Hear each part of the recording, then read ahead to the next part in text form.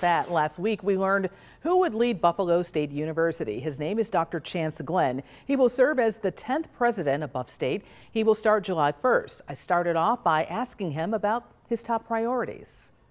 First of all, we've got to understand what our true value proposition is to those students and to the community, what matters about us, and then we've got to sell that.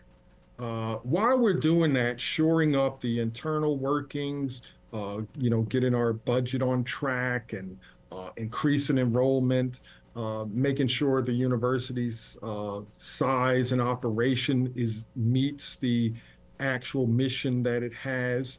Those are going to be priorities, as well as getting out and connecting with people and knowing what's going on in the community. I look forward to that. So those are going to be priorities, but really communicating our value proposition, making it attractive, and recreating the university into a place that feels like home for the students.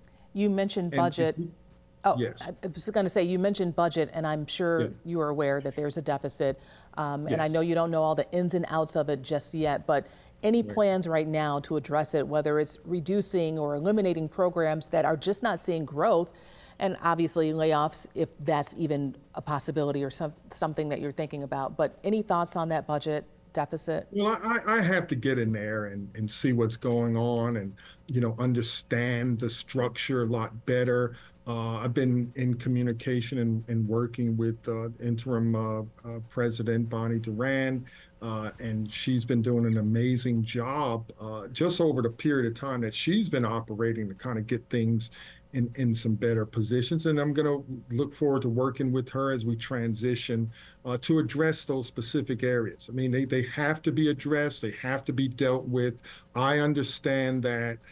So I'm going to be coming in there, rolling my sleeves up, proverbially, and get into work on those issues. I can't say about cuts and things like that at this time. It's just too early to talk about. You talked about your background a little bit, professor of electrical engineering. Yes. You're an inventor. Tell us about your invention. Oh, wow. Yeah, let's start talking about that. We'll be here for a long time, but I'll try to summarize it in a couple of ways. First of all, developed a technology in additive manufacturing, and now we have a 3D printer that can actually print electronic devices, and we're about to get that out into the market. I'm a big Star Trek fan. You can probably see on the poster back there some of my people who recognize that. And I keep a Starship Enterprise nearby just as an inspiration. But I was drawn to things like Star Trek, but particularly Star Trek, because of the picture it paints of the future. A future where different people are working together to do these amazing things and to overcome challenges, take advantage of opportunities, sail the stars, and do amazing things together. That was the picture, especially the one in the 60s. So that's what I was drawn to.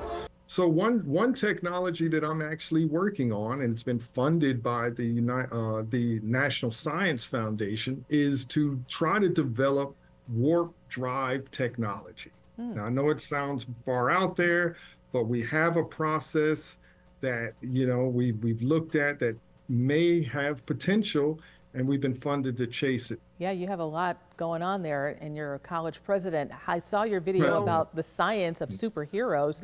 Can we expect to see Buffalo State president who is all about STEM and STEAM? Different types of breathing. Yeah, I think it's just a way to promote an opportunity in education. That's a path that some students can take. The bigger picture is creativity, innovation, and going beyond the boundaries and the boxes that society have put us in. That's I think the broader message, and saying, yes, you can do that too. Now, I come from humble beginnings, and from that, been able to do the things that I've been able to do so far. And the message is that whoever you are out there talking to our students, but also talking to our staff and faculty and the people in the community, no matter who you are, where you start, there's a place for you and there is a purpose for you that you can find out, realize, and act upon. And education is the vehicle by which you can do that. Finally, Dr. Glenn, you're a singer, songwriter, and a Grammy nominee. Will we see you singing on campus somewhere along Elmwood Avenue? And tell us about that Grammy nomination.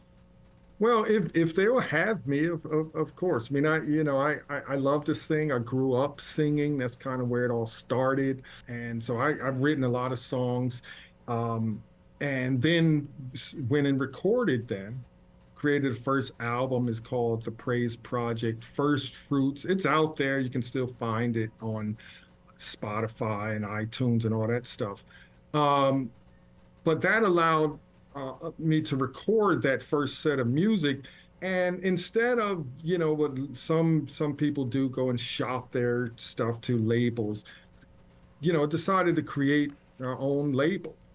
And then we're able to get distribution. We're able to get charted. Back when mp3.com was a thing, we charted in that. And those were the conditions under which you could submit your work to be considered for Grammy nomination. And then we did that. It's at the core of me is about creativity, right? Creating, whether it's music, whether it's science, whether it's new ideas for new programs and initiatives and what have you. It's about being creative. That's just a burning desire for me, and I keep doing it, and it just keeps coming out. So I look forward to just bringing all of that to Buffalo State and making sure it fits wherever it fits and helps wherever it helps. That's what I like to do.